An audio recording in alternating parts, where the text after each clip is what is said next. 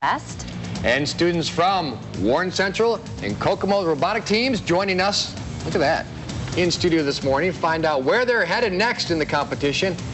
Just how many hours go into making one of these robots? Morning. 2 of our local high schools are showing off their engineering skills by competing in robotic competitions. Joining me now with more on their teams, Randy Decker from Warren Central and Andy Baker from Kokomo. Thanks for joining us. Thank you. I'm starting to learn a whole lot more about this, and I want our viewers at home to start getting learning more about this too. How big are these robotic competitions? Well, it's big. We have 26 teams just from Indiana alone, and there's teams across the country, also from Israel, Brazil, Canada.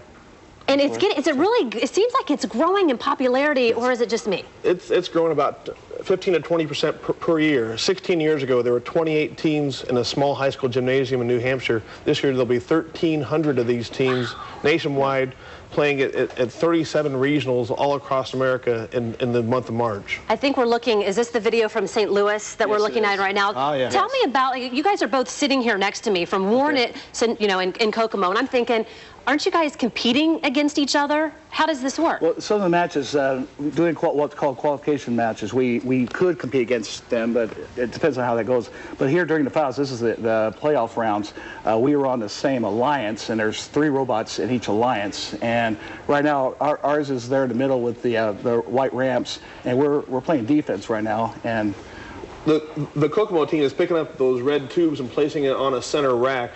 In order to score points, there's really 2 ways to do that in this game. You place tubes on a rack. We're placing the red tubes along with another partner from St. Louis there. And then at the end of the game, we get more points if we get up in the air at a certain height. And the Warren Central team, they designed their robot to be a ramp and a tube placer. So the team from St. Louis and us both climb up onto Warren Central's robot, and we get more points that way. Oh, wow. Now, what we're getting ready right now, we're going to sit there, we're going to deploy our ramp, and that's what they're getting in position to do that. And there's a little pneumatic arm that pushes it out, and then we'll use our drive motors to extend it there, so it's ready to go for them to get on top of it. And it's way over my head. And Randy and Andy, I know we want to talk to some of the students, and Tracy is with them right now, and I think 1 or 2 of the robots, guys. Oh yeah, and we're in here, we're watching that video. It's kind of like ESPN for people with really good GPAs. I'm here with Chris and Kyle with their respective teams, and we have we have some robot representation as well. Now this is last year's model. This is the last year's. This is the 06. Tell us how this year's compares to this one in terms of what you're going to get accomplished. Last year we tried to do what we could, and it wasn't as well as we thought it would be. However, this year we are doing a million times better, and we are taking care of business. Okay, and what did you learn from last year's model in terms of, I mean, I'm guessing every year you just build a little bit more, and 10 years from now the robots will be ruling the world. Is that how it's going to work?